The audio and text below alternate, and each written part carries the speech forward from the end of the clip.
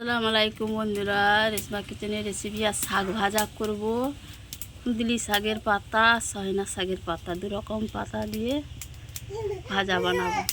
শাকগুলো কড়াইয়ের মধ্যে দিলাম, এই কুঁদলি শাকের পাতা, একটু পানি দিলাম, শাকটা সিদ্ধ করে নেব। লবণ,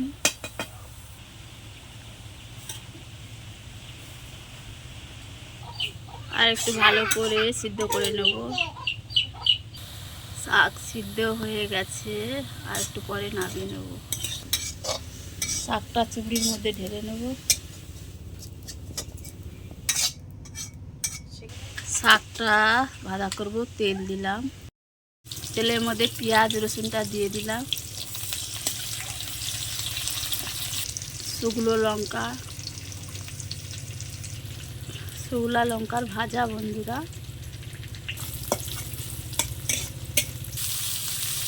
শাক দিয়ে দিলাম, শাক ভাজাটা হয়ে এসছে বন্ধুরা, নামিয়ে নেব একটু পরে। আর একটু নাড়াচাড়া করে ভালো করে ভেজে নিই।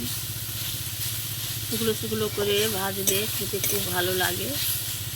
শাক ভাজা হয়ে গেছে, তুলে নেব। শাক ভাজা হয়ে গেছে বন্ধুরা, খুব সুন্দর টেস্ট লাগছে। আমি একটু খেয়ে দেখেছি, নামিয়ে নিয়েছি।